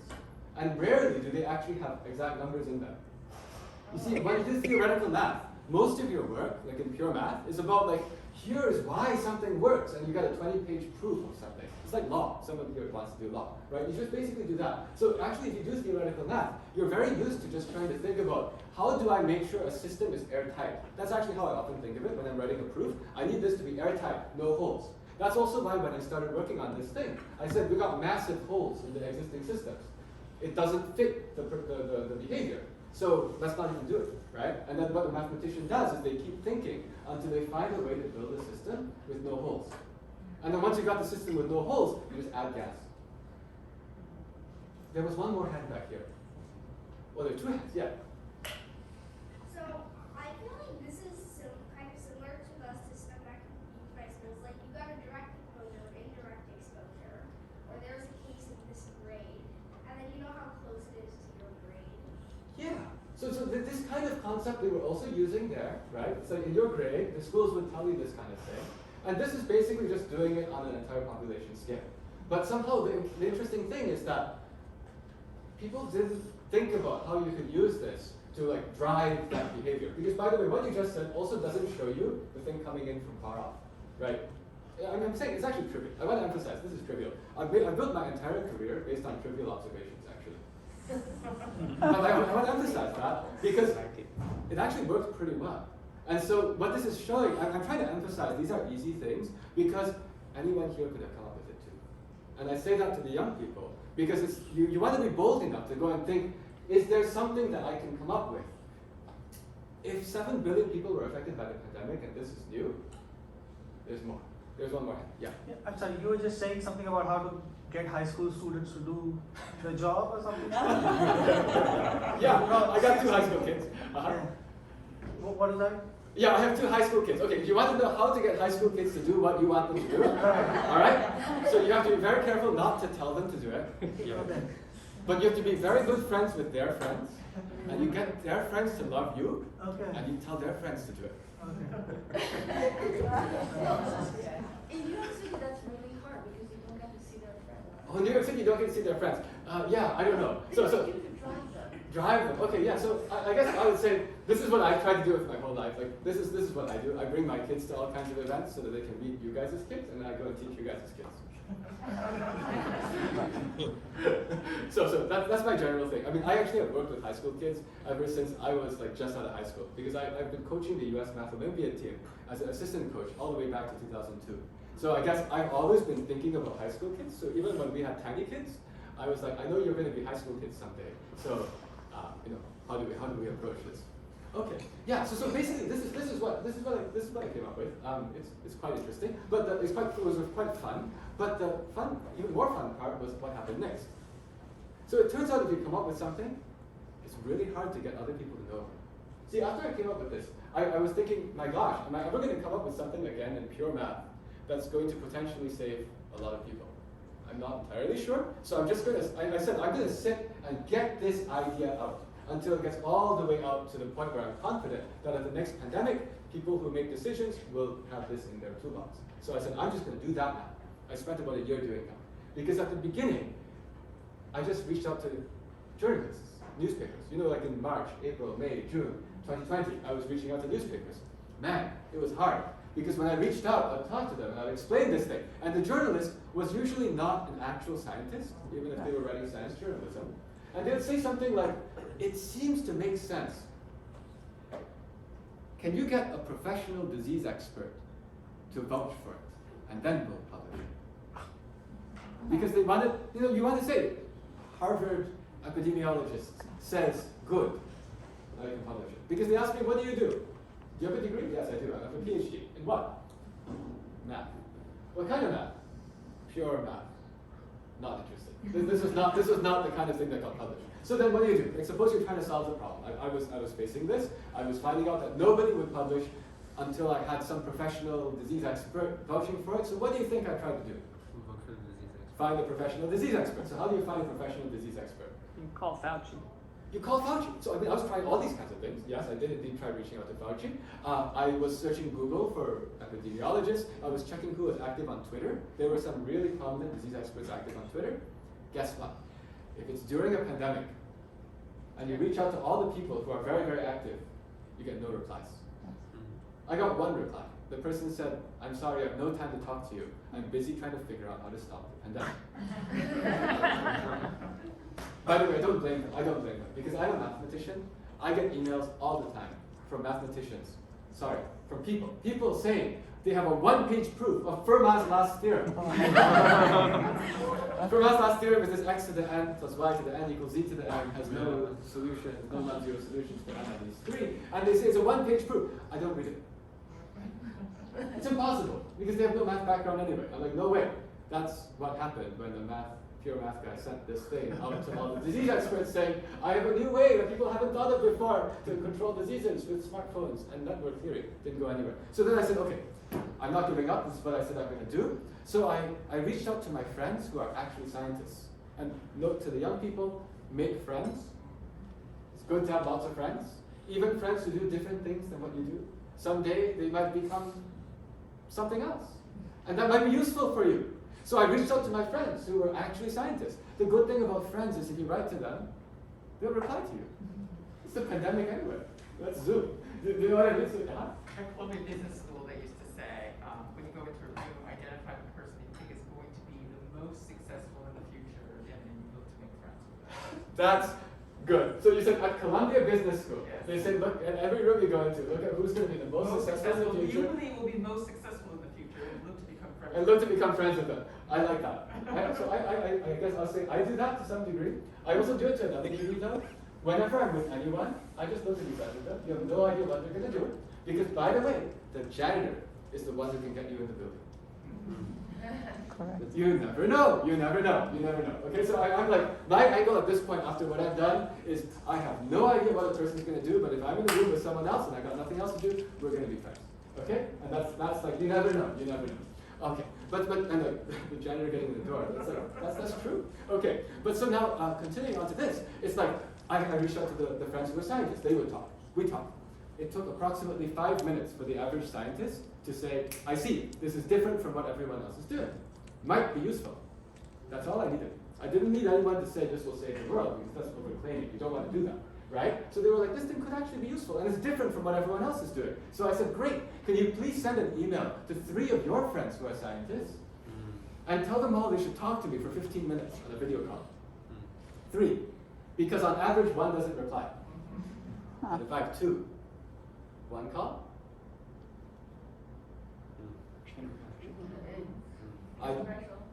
This? Exponential growth. I was spreading my own virus. My virus had an R of 2. The R was 2, right? And it typically took 5 minutes to infect a person, and then it would go on. And I actually had someone working for me. What she did is, as I kept getting more introductions, I would just CC her and say schedule the next time, and my calendar would just be, oh, you got to call with this person, call with that person. Okay, go, go, go, go, go. It was very effective because the exponential growth worked. If someone wanted to be an entrepreneur, who was the one wanted to be an entrepreneur? Somebody, business, yeah. If you want to grow anything, what I've learned, you needed to have viral coefficient. So this is like how I encapsulate everything I do now. It needs to have viral coefficient. If it doesn't have viral coefficient, you'll be working like crazy. Okay? So I was just like, on this thing, I was like, how do I build my viral coefficient? As soon as I saw it, execute, go. Man, I was giving talks at like all kinds of places within not very long. And so at that point, it got to like a lot of scientists to know what this was. But that wasn't good enough. Because unfortunately, I also then found out scientists don't run the world. In fact, they were complaining that they don't run the world. Because politicians ran the world. And they would say all these things, and the politicians would do something else. Okay? And I said, okay, I need to get this into media. Media at that point wanted to talk about what politicians were doing. And so I talked to cities. And I found out more problems. You talk to cities, and the city says, first of all, the person you talk to is their disease expert, but is not a research scientist. So they would listen to what you said, and they would say, this sounds promising. Maybe it'll work. How about you get another city to do it first? And then we'll do it. And you talk to another city, and they say the exact same line. For us mathematicians, this is called mathematical induction without a base case. Mathematical induction is when you show, like, if I have n, then I have n plus 1. And if I also show I have 1, I get everything. But I didn't have 1. Oh, man. How am I going to solve this? My biggest problem was everywhere I talked to, I would talk to these people making decisions, and they weren't mathematical background, really, or scientific. And I was just thinking, can I find anyone, anywhere, who might have enough power and might know math? Singapore. The Prime Minister of Singapore. Because I learned that in 2019. So I sent him an email. The email, don't clap yet, by the way. You don't know what happened with the email. So I sent him an email. And the email, I knew, by the way, I knew now that he liked math. And I knew that most math people, if they spend a lot of time doing not math stuff all day, if they get to see math, they usually get happy. Right? So I sent him an email with math in it. Right? And it said like, this is, so by the way, there's a very easy way to explain what I just said with math words. Math words are, there's a new game theoretic way to control pandemics. It makes a new Nash equilibrium where people actually do what they're supposed to do. And it works by telling everyone their network theoretic distance to each new infection. That's it. That's it. It's like 3 sentences. But I said those 3 sentences also to show you that's the power of math. If you're a mathematician, those are just like 3 ideas that dropped into your head. They're like an entire thing. It's like if you were building stuff, if you have a tool, and the tool just happens to be one of those sentences. I'll just put 3 tools together, that's it. Right? But if you're not used to thinking in this way, you have to like manufacture every single word of the tool. That's the value of the math. Okay, so I sent it. I got a reply. Guess what happens when you email the Prime Minister? Reply comes back. From who? Secretary, assistant. It said, unfortunately, the Prime Minister is too busy to read your message. Thank you for suggesting the idea. Oh no, didn't work. But I knew that he used social media. So I was following, right? And somebody else told me his wife posts even more than he does, so I followed his wife too. His wife posts like multiple times a day. So I was starting to get like good understanding of things going on in Singapore. And to give an idea of how long this took, basically the idea came in June 2020. I was pushing the idea through the science, got a lot of people in the science world knowing this by about March 2021.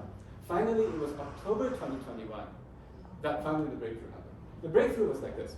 So, October 2021, it was a Friday. I saw on my Facebook, the Prime Minister of Singapore just posted saying, we have actually a problem now. Previously, there was not COVID spreading in Singapore. You know, Singapore was very successful. There was no spread, no internal spread. But the Delta variant has arrived, and now it's actually spreading. So we have new special controls on behavior in Singapore. Sorry guys, but we got all this done. And I said, maybe now he might be interested in the solution. So it was Friday night for me. I posted on, I put a comment on his post announcing these things. I put a comment saying, here's this math idea. I said all this math stuff. And I said, I'm also that quadratic equation guy. I come up with a new idea now. It's not quadratic equation, it's this one. And then I went to bed. I did this at about 1 a.m. Central Time. I was in Central Time because I run around the country giving talks. I was in Kansas City. So at 1 a.m., put the post, went to bed. I went to bed because I always play the game where I try to do hard things. You give the hardest swing of your bat, and you expect that it has a 1% chance of working, but you swing as hard as you can anyway, and then you go to bed, right? I woke up the next morning and it had blown up. The reason it had blown up was because he actually had seen it. He publicly wrote something very short, something like, this actually looks interesting. We should look into this. We'll have someone look into this. On Facebook or any social media platform, when the blue verified checkmark guy replies to a comment made on his own post, you know what it does? You know what the algorithm does? Boom, everyone sees the comment. There were like 1,000 Singaporeans who had liked the comment because it had become very visible, right? And then all these people were discussing it. It got so big, I even heard about it from my uncle. My uncle lives in Singapore. My family is originally from Singapore, but I didn't grow up there. I grew up in the US. And my uncle sent an email to my dad, CCing a bunch of the other, that generation, and CCing the kids, saying to my dad, you realize your son just pitched the prime minister. He said he knew. So he said he heard about it because all the WhatsApp groups are talking about it. So my uncle he's an entrepreneur, scientist kind of guy. He's in a bunch of WhatsApp groups. In Singapore, everyone uses WhatsApp. And so there are all these groups of scientists, engineers, whatever, and they were discussing this idea.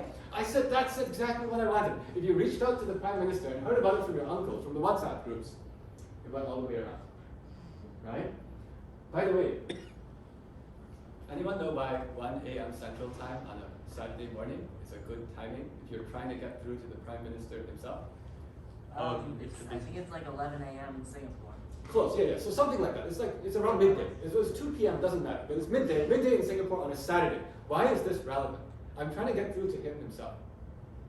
I'm trying to maximize my chance that I get through to him. Yeah. Because his assistant might not be working. How did you get that so fast? He said that the assistant might not be working. Yes. Yes. And this is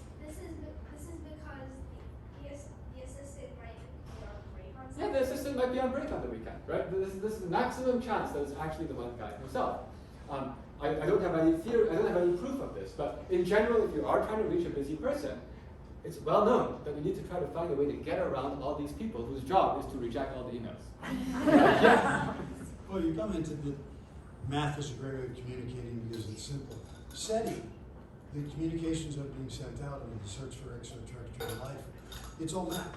Yes. Because math is thought to be the language of the universe. Yes. If there is any language, yes, it's going to be math. Yes.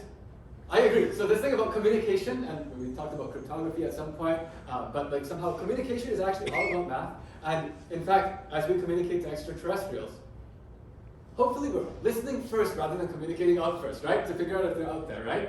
But the point is we're all looking for signs of math. I'll give you a simple example. It's like, you know that there's actually a sign of intelligence whenever you see that disorder became order.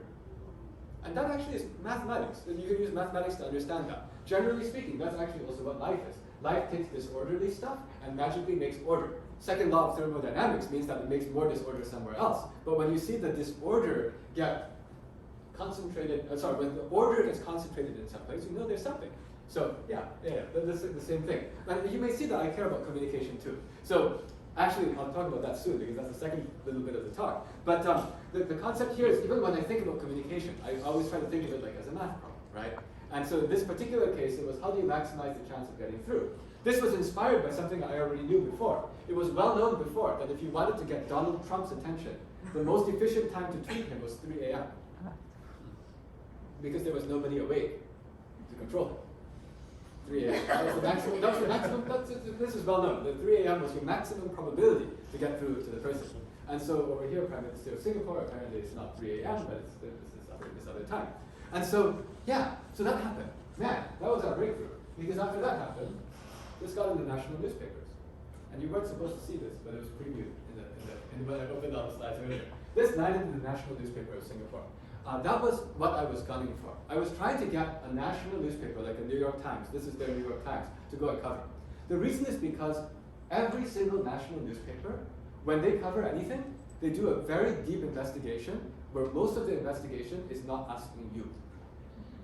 This is why usually when a politician gets interviewed by the New York Times, they're not looking forward to the wonderful article that's going to come out afterwards, right? It's like, it's scary because they might expose all kinds of things. That's their job. So actually what happened is they talked to me, of course, they asked me what's the idea, and then they disappeared for a while. And I learned what they did because I read the article. They went and asked all of their friends, which are all of their favorite disease experts, what is this? Is this any good? And they got like a straight answer, which is exactly what we wanted. The straight answer was, for COVID, not clear that this is very useful. Because for COVID, it's not, if you get it, the probability that you die is not high enough that you'll run away scared. But, for future pandemics, it's clear that this could actually be useful. This is exactly what I wanted. I did not want to have everybody have some other app for COVID. I wanted everybody who was making decisions to know, hey, in the future, why don't you add a number on the app? Like the one in New York. Don't just tell you it's too late. The New York app, put a number 5, put a number 3. That's all I was trying to do, right? And so suddenly that got there. And you can see, if you look at the article, you see it's discussing this, all this deep dive discussion by scientists. And then, after that happened, that was the first case of this induction. It tipped, it started the domino chain. Because then the next thing that happened was that the Australian newspaper covered it. It was the Australian Broadcasting Corporation, ABC. That is their equivalent of the BBC. BBC, if you ever go to England, you know BBC is, that's the serious government broadcaster. And so the serious Australian broadcaster, they did the same thing. The fun part is they did it not because of me prompting. Their scientists went and talked to their ABC and said, you guys, we need to cover this too, so that all of Australia can know that this exists. And then, so that happened. And then a little bit later than after that, or around that time, we got it also into the United States. We got it published in Bloomberg in an op-ed, and it also was then circulated by the Washington Post. So that was there. And then a few months later, I randomly got an email from the White House. The person at the White House was in charge of figuring out what to do with future pandemics, because he had heard about it from various other people. So that was the full circle. It started from the beginning of me running around saying, hey everybody, I have an idea, and people saying, what? Pure math? No way. Went all the way around to the point where now it's actually, I'd say, fairly likely that in the future, when there's a future lethal pandemic in 20 years or something, you'll mysteriously find out that the apps that you have say a number. When you see that, now you know where that came from. That was a year and a half. But so this is what I do. I like to go and grab like a real problem because it's fun to attack, and then just push it until I feel like, okay, we pushed it as far as can go, because there's no point making people have more apps for COVID. Punchline of the story is the idea was actually simple, but it's the power of the deduction in the math. And my background when I was in high school was all in doing math contests and doing like math proofs. And when I went to college, I wasn't actually thinking about how do I make an applied math. I didn't actually take applied math classes, but I did do applied stuff, and I did do pure math. I strongly believe this synthesis is powerful. But now let me move to the last part of what I actually work on, because that was actually what I wanted to talk more about to this group, but unfortunately my time is a bit shorter. So the thing that I wanted to talk about last is, after this was around 2021, I wanted to go and work on something else. I wanted to keep working on things that would be potentially useful, potentially big. And the pandemic thing, we had run the course. So I was running around the country. I started giving math talks all around the country because the pandemic ended. I started going around to public parks, actually, in cities all over the country, giving talks to middle school parents, and basically hunting around for what's the next problem to solve. And I found a problem to solve. The problem I found was that there are a lot of people who are in middle school, and they find their math class not super challenging. And I say this is a problem because if you are able to challenge everybody, you'll have more output, more interesting inventions. You should actually challenge everybody. But I'll say, I don't want to blame people because I also teach. I am not able to challenge everybody in my classroom. When I teach a room, I can handle the middle 80%. Because there's something called the bell curve, or the normal distribution. Like 80%, I can get the middle 80%, no problem. And then if I have extra time, guess what I'm going to spend my time on? Can anyone guess? The other 20%, but specifically, which part is the other 20%? The lower ones, because I'm trying to help them. Does that make sense? And then, so this is not anyone's fault. This is just the way things work. So now, as I kept on doing this, right, then I was thinking, how do we actually solve this problem? There's this huge issue here where there's a lot of people for whom they are in the top 10% actually, where just because of the fact that we don't have the people power to go and serve the top 10%, we're not actually fully challenging. Okay. And I just isolated, that's actually the heart of the problem. I asked at the beginning, what do you guys want to do when you grow up? I didn't see anyone say public school, middle school math teacher. That's fine. That's what you are? Yeah. Yeah. Seriously. But you're right. It's the dumbest, boringest curriculum. That's not what I was Well, going at. That's actually not what I was going at. What I was going at was just the fact that people are not choosing to do it. I wasn't saying any particular one reason, but it's a problem. Right. It's a problem because we have insufficient people power. Yeah. Yes, so that's what I meant. And why I gave you a round of applause is because I know people who do that, and they're amazing. Actually, I'm in New York next week. I mean, at the beginning of this week, precisely because I'm on an award committee for the Math for America Mellon Prize. I don't know if you've heard of this thing before, but Math for America is running an entire program that builds up teachers, and there's a prize for professional work as a teacher. So I'm actually on the selection committee. That's why I'm here. And so my point is, I think that anyone who does that, amazing. But unfortunately, a lot of people don't choose to do that. So then the question became, how to solve this? And I came up with a solution that doesn't solve it exactly, but it helps to alleviate the problem to a strong degree. And I came up with this solution is, again, aligning incentives, psychology, and everything, okay? The solution came from trying to solve another problem, another huge problem. Maybe you know about this other huge problem, just think about it. There are a lot of people in America who are brilliant high school students at math, brilliant high school math students, for which their communication skills could be improved. Okay, I'm not looking at anyone here, but I'm just saying, like, this is not anyone's fault. It's just that normally if you do a lot of math, you're not also in the drama program. When I say could be improved, by the way, I have very high ambition here. I have very high ambition for what those people could go to. A long time, people just said good communication skills for a math person means if someone is sitting there and you are here, you can explain to them how to solve the problem. Right? That's the gold standard. Generally speaking, that's not what I'm going for. What I'm going for is you could get anyone to want to listen to your idea. Huh. This is much harder, much harder. But there are people in the world who are professionals at this. The drama people. In fact, they're so good, they'll even make you listen to things that aren't real. That's sort of their job. Okay? It's not even because it's useful. It's not. But they have skills. These are skills. What I mean is there is a certain skill called do math, a certain skill called science, technology, engineering, math, writing, all of these things. But there's another skill. It's not even about liberal arts, it's performing arts. Actually, it's performing arts with the human beings, human body. There's this huge area that most math people do not do anything in. Not their fault, there just wasn't a systematic way to do it before. So I made one. Actually, I made one because I was trying to help my own daughter. So my high school daughter is pretty good at math. And so, you know, I was always thinking, how can I help you pick up these other skills? Because I've worked with so many top high school math students for the last 2 decades.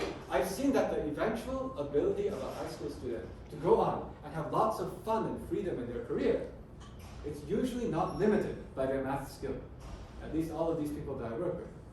And I mean, I don't only mean the top 6 people in America. I mean, for a lot of people, it's not their math skill that's the limiting factor. It's not even which famous university they went into. It's this interpersonal ability to get people to listen to them. And many of parents here know you work in a workplace. If you want to get the manager to listen to your idea, it's a lot easier if you somehow can sell the manager. And better yet, if you've sold all the people around you, and you all go sell the manager together, and then make the manager think it's their own idea. Man, it looks great, right? Like, but I'm just saying that this whole thing, this is actually the secret piece that a lot of people need for their success. The other thing I saw was that all these high school kids, man, they're so busy. They're all working as hard as they can to get into these Ivy League universities. And they're having trouble. And they're complaining that the Ivy League university isn't liking them just because of their AP exams, for which they've taken 17 of them and all 5, and the SAT, and they don't even look at the SAT anymore. And why are they still not getting in? they're missing the interview. Oh, what's the interview looking for? Exactly this. So what I said is, okay, let me go and make a new program for high school students. I made it. It exists now. And we have this new program for high school kids. It finds people who are very good at math all around the country. And when they come into this, it's all online. We bring professional entertainers. Like I actually interview actresses now. We bring professional entertainers who teach them improvisational comedy. That's a performing art form where you learn how to come up with something to say instantly, no matter what anyone says to you. This, by the way, is the heart of confidence. If you want to know why some people seem so confident when they talk, it's because they're confident that no matter what happens, they're going to have something to say. And oftentimes the people who look less confident, it's because they're not sure how to cook that whole sentence first before talking. Improvisational comedy teaches you that you can actually figure it out. And if you're good at math, you will figure out a good thing to say.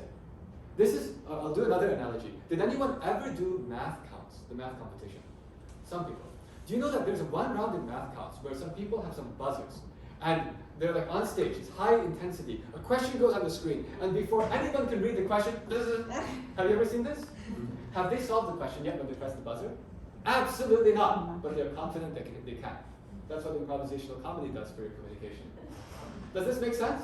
It's actually a very simple concept, but most people never take the classes. So I run them, we run these classes. We have classes full of math people taking these classes. Oh man, when I started doing this, at first the people teaching the classes were saying, you have math people. How much experience do they have with performance? And they were thinking, okay, we'll make a beginner curriculum for you. A few weeks later, they met with me and they said, your math people are the fastest learning people we have ever met. Because the math people went and took everything they were told, digested it, figured out like what was the theme, what was the reason, why this implies that, and bam, you got it. Okay, that's actually what you can do with math. Okay, so what we did is I said, you've got the math people, they can learn that. And then now they got all these, they're getting these skills, okay? Well, how does this all fit together? Well, if you want to learn how to be able to get people interested in you, can you do it by just watching some professionals? No. What do you need to do? Practice. What do you think the country's strong math students are really happy to talk about? Math. Yeah, they're naturally confident in math. So what we did is we now make the world's best live video math classes for middle school kids. Because what's going on is that these are being taught by these high school students who are brilliant and also have had actual training to be interesting. Let me show you what it looks like. This is classes for middle school kids, okay? So I hope the audio works. We'll find out in a second. I'm just going to show you a 1 minute recording from an actual class that happened. So this is stuff that we can deliver live. And what you see is a middle school student opens Zoom. A middle school student would open Zoom. And when they open Zoom, exactly what they see is this. As we were saying, they still need to good equipment evaluation. And then now the scenes, since they go at the same speed, the green one goes here at the same time the red one goes there. And then 20 times 2 gives you 40. Because if it takes 20 minutes for green to go here from the first one to the right one, at 60 miles per hour, 20 minutes is 20 miles. And then this is also 20 miles, so we get 40. Awesome. Oh, I mean, Audrey, do you have anything else to add? I think that's a really good solution by age. Yeah, it's really good. And one of the better things about that solution is that you actually don't really need to know how fast the trains are traveling. You can just use the symmetry to sort of. Yeah. So yeah. I actually like that you point out symmetry, because symmetry is always cool to see. And I think being able to see it in problems like this makes it more fun and also like makes it more elegant, I guess. But without further ado, Professor Loh, is there another way to do this problem? Well, I promised you that there will be another way to do this question as well. We have just turned Zoom math class into that. That's Zoom math. Did you ever see Zoom math class before? Yes, I had to teach Zoom math class. And I don't want to blame any teachers, because I did the same thing on Zoom math class. My experience teaching Zoom math class was that in March 2020, we suddenly got an email saying, you will be teaching online next week. We have discovered this thing. It is called Zoom. Figure it out. Zoom wasn't picked because of its engagement power. And you talk. It's so hard. Because the students just disengaged. If you saw, we did some things here. First of all, the person is big. because we actually trained the people how to use your facial expressions to suck someone in. That's what you do in acting, and so on. But the reason why it was hard for people to do that before is if you're big, where are you going to write? You know what I mean? What we did is we also worked out the technology. You saw you can just write. That's dynamic. Anything you want, write, go, go, go. By the way, I'm a blackboard teacher normally. And you saw it, I like to draw. I don't like slides. You saw I have very few slides. I like dynamic everything. And so what we did is we made a system for which every high school student who's in this program, bang, they get the kit, they get the lights. Actually, they have a lot of fun with the lights. But they get the kit, and then with the kit, they're basically a pro streamer. Does that make sense? So we gave them the kit to be pro streamers. And once they got the kit, the computer, by the way, is pretty powerful. It's capable of doing all of this real-time graphics processing. It's one of these modern Macs. I don't know if you know what I mean. Like the new Mac chip, the Apple Silicon chip, it can do a lot of processing really efficiently. There's hardware and technology inside here too. But so what we did is we said, okay, now we give them that. They can be engaging. But you may have noticed something else about how they interact with students. Did anyone see another thing on the screen which is not what you usually see in Zoom? Yeah. I think they're like talking with each other, kind of like discussing their ideas. They're discussing with each other. So the idea is, these are things which I was like, what could you do with online that you could actually never do with in class before, right? So, you know, what could you do online that you could never do in class before? Well, one of the things is you can actually, this is just a different slide because that's what I'm talking about now, but it's just because you can actually keep cutting between different people. Whereas in a classroom, it's a little bit harder because I've co-taught before with other people in the same classroom. The physical bodies in the same room make it a little bit more complicated. With this thing, we just have it like a talk show. Okay? That's also where the improvisational comedy comes in, because as those two people are doing it, actually neither knows exactly what the other person's going to do, and so they have to affirm the other person. We actually train them that when you're with a partner, you don't try to beat your partner, you try to help your partner. This also helps everyone make friends. Like this is also a social engineering project at the high school level. We are introducing the entire country's ambitious and nice and interested in communication high school students cross-networking across. That guy, he was the state math champion of Ohio. The girl, she's one of the strongest students in the state of Nevada. They're friends now. Maybe some of you even know who they are. But like these two people are friends now. We're basically cross-connecting people. And by having people collaborate at the high school level for 20 classes that they teach, you get a good friendship. And then we swap. It's switch partners. And I thought of this idea on purpose because it's like networking, right? The whole point is to get people to network together, collaborating on something where you got the other person's back. Now when you go to college, you're going to have a good friend.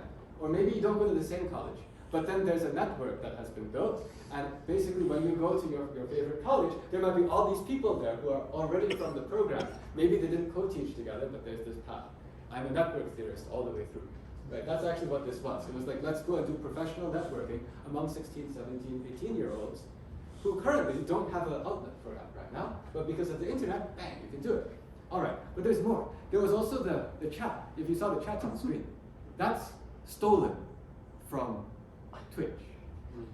I mean, the idea, I had to build it, but the idea is stolen from Twitch and Instagram Live and YouTube Live. And basically, what I said is, there are things that teenagers are watching that are based on people talking at them. Why? Why? And I realized it's because of the chat. Does anyone else agree with this? It's the chat. The chat is all about the chat. And this is the biggest problem with Zoom. You taught, I taught. In Zoom, you cannot delete a bad message. Did you have that experience? Or did you just turn off the chat? I just blocked chat. Yep, that's what we were told, just block it.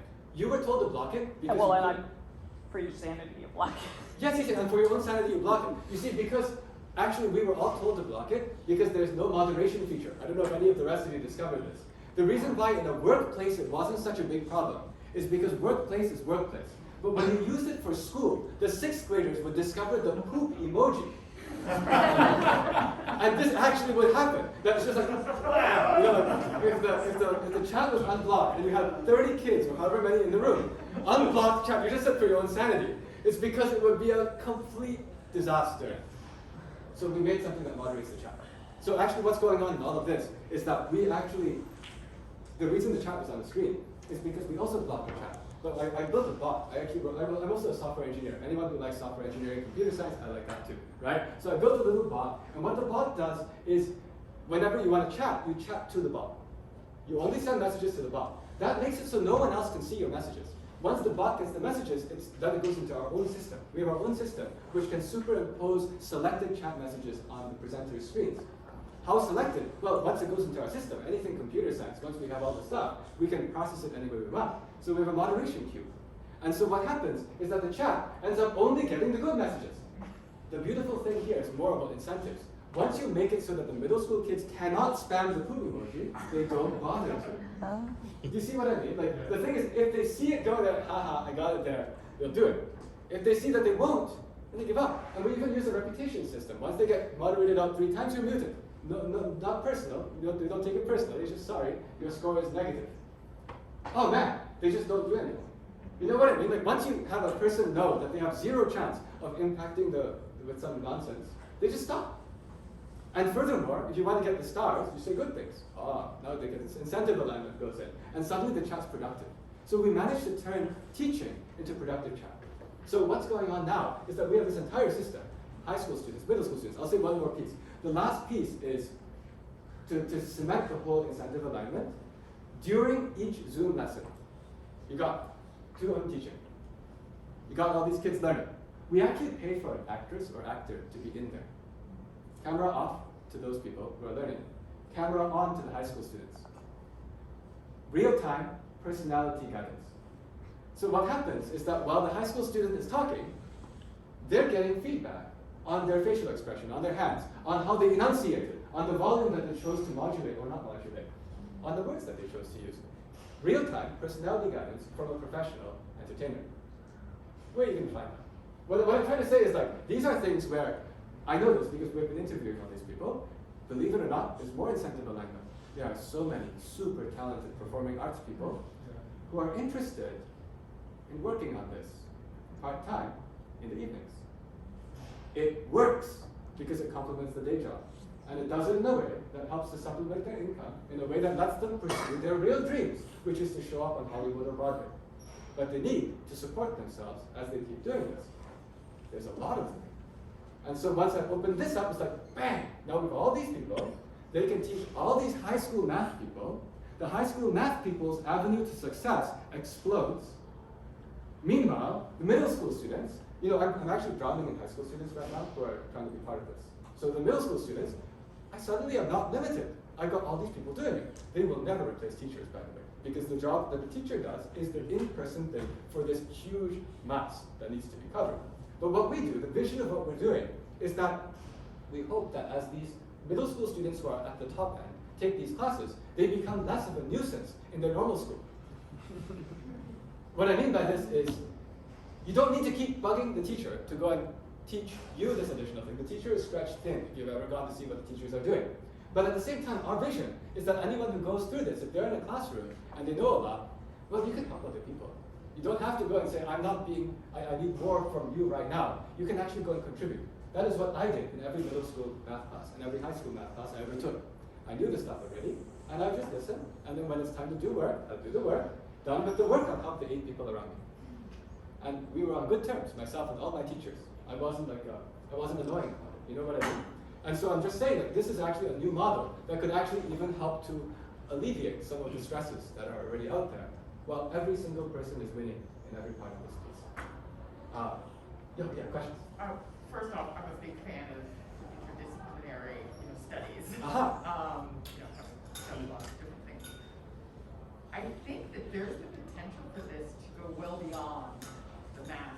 Oh yes. Sort of framework that you initially set out.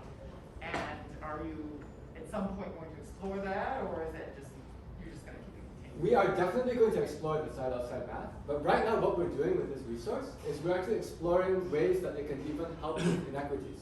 So I want to emphasize, this whole thing, by the way, I'm a social entrepreneur. What that means is I want to do good costs money, you need to make the whole thing scalable. I need to emphasize the middle school classes, those are not free, because there's already a price in the market for online classes. You guys are all high school students, maybe you know in middle school people took classes. So we just happen to make the best online middle school classes. There's already a price, bang, that fuels everything we do. Because then the high school students don't have to pay. Actually, they get paid. It's a complete win-win. You know what I mean? Like, we can pay the high school students, we can pay the actresses. So the entire thing is actually just running and scalable. That's the beautiful part of it. This thing could scale up to like 10,000 high school students, teaching hundreds of thousands of middle school students naturally, just based on the existing market. Anyone who thought about economics and business, this is actually what was at the heart of this. I was like, oh, I'm no longer limited. Because usually when you try to do good, you're like, how do I find a grant to teach 100 people? And then the question becomes, how do you scale it to 100,000 people? Well, you get 1,000 more times the money. And the philanthropist says, are you sure? Right? But this thing self-runs. But the things I'm moving towards is how can you use this? The most exciting thing that I find that I'm working on is that we're even trying to bring this to give pathways to. We're giving rocket engines to people who are high motivation but low access to pathways. What do I mean? I was actually in Baltimore. I've been in Baltimore a few times now, and I'm building up these relationships with various schools. And what we're specifically doing is we're finding people for whom they are actually highly motivated, but they do not have a good way to excel in math. I found these people, by the way, by going into a 7th grade classroom. By the way, the way I do a lot of things is I actually will go in and do it. I don't believe in just like theorizing. I'll go into a 7th grade classroom, teach math. Man, I was in a place where they had 11% of the people proficient in math. That kind of thing, right? And classroom management at that point, highly non-trivial. But I was not going there just for classroom management. I was scouting. I wanted to know, are there people here who actually would like to learn? So I started teaching them stuff that's harder than the curriculum for that day and seeing what happened.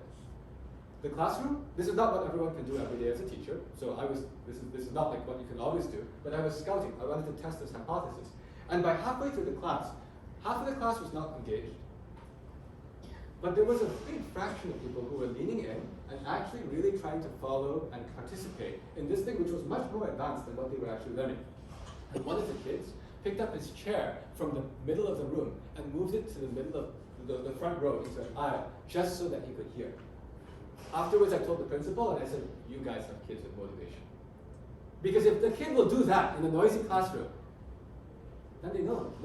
What I said is, if you give a person like that access to this, what are we going to see in like 3 or 4 years? I'm doing middle school interventions on purpose, right? And so what we're actually doing now, scaling across the country, is, again, these are scholarship-based. This is based on philanthropy. So that's coming in through scholarships. But then suddenly these students who previously didn't have the pathway and want to learn, but aren't in an environment where other people want to learn also, 3 nights a week, they can come up to this internet oasis where there are another bunch of people who are just like them and actually also want to learn like them, and they're being taught by the top. That's what I'm trying to do. Yeah. So I mean, like, we're doing all kinds of funny stuff. Like, there's a person who's probably going to lead this effort in New York. We're just getting the funding for her to be able to do it. But to give an idea of what kind of people I like to work with, she's gonna lead the New York effort. And her idea of how to scout for the students, she was going to substitute teach in middle school. By the way, this person is a genius. She graduated from Carnegie Mellon, my university. She was a very strong student. She worked for 4 years at Booz Allen Hamilton. It's a very famous consulting firm. You know, that's making big bucks. She quit and became a public school, middle school math teacher at a Title I school. This is the kind of person. Her dad's a pastor, right? This kind of person, right? And then, actually, it was her own idea. She was like, she said, I want to keep engaged in actual education. Maybe I can substitute teach. So you never know. If you ever get the substitute teachers in New York, like after she got this idea, I was like, that's actually brilliant. The way to scout talent is just to randomly drop into all the schools, do what I did, right? But if she also knows math and all these things, scout. And then suddenly you have this group. Do we only want to help the people most motivated? Of course not. But the point of this is if you build some example pathways of, look what you could do, well then suddenly you might have a whole lot more people chasing the pathways. So anyway, I'll do that first. And then we'll do other subjects. But this is going to be a lot of work. Yeah. There were more questions. I'm over time anyway. So any other questions? Yeah. Yeah, just the 2 comments. Yeah. I really like the idea, and then the way you said help the high school students to develop more about their communication skills. Actually, it's more than that. So there's like a very famous study method called Richard Feynman's method. Old Caltech professor. Like he has the way. Like if you really want to learn something well, you have to be able to teach other people, and yes. to form the things well matured in there. You develop to others. People don't understand. You try another way to develop. Then actually you become a better grasp of this knowledge. So it's benefit a lot for the high school students also. Yes. So that's a benefit. I totally agree with this. And so I'll reply one quick thing on that. I totally agree. That's what my own experience was. I find that I only learn something after I actually teach it. So I totally agree with you. Yeah, and second comment is I like the way it's kind of form the small group partnership.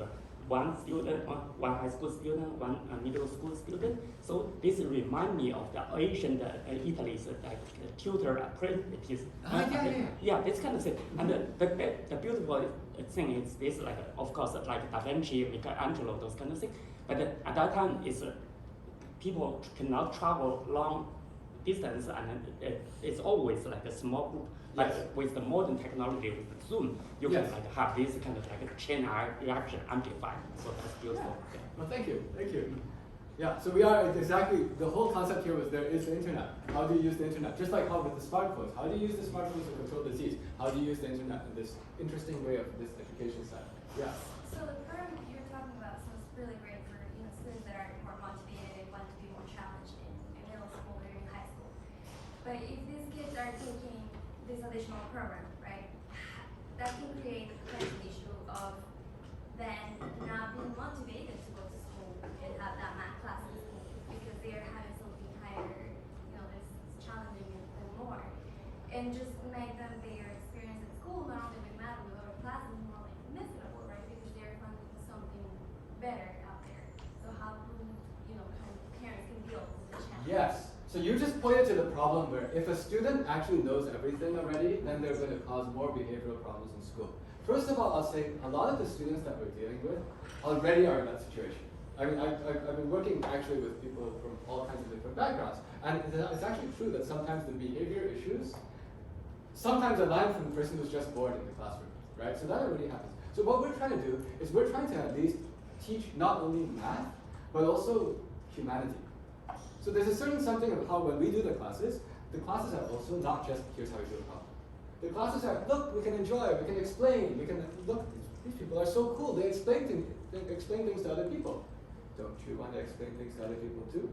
That's the easiest way to keep a student not bored in class, in my opinion. If you need to constantly give them a new challenge, that's very difficult because every kid in that top 10% is going to need a different kind of a challenge. But if you have them helping, and I actually thoroughly enjoyed it. I mean, I learned communication skills by being a student in an American school, always helping to explain things to people. Because of what you said also, it's like if I can explain it to someone who doesn't get it, then I get it too. So I'm just saying like, this sort of an ethos of what do you do with your talent is also what we're trying to share. Like, I'm not actually just interested in teaching people how to do math contests, right? It's like there's an ethos to all of this. And there's a reason why it all looks a certain way. We want people to think, like, what can you actually do? And then maybe you won't be a troublemaker. And oftentimes, whenever I go these talks, I always tell people, don't be a troublemaker. You're not going to get anything out of that. But I heard your point. I think there is a culture that exists within schools that's, in some ways, it's supported or it's there and it's strong. And this is really counter to that culture, right? And if someone embraces this, which is amazing, and I think kids will embrace it, everybody who sees it, knows it, will embrace it, then it makes you go outside that other culture. And how do you deal with the culture now that you're rejecting for a very different type of other culture? There's no really blending of cultures here. There's one or the other.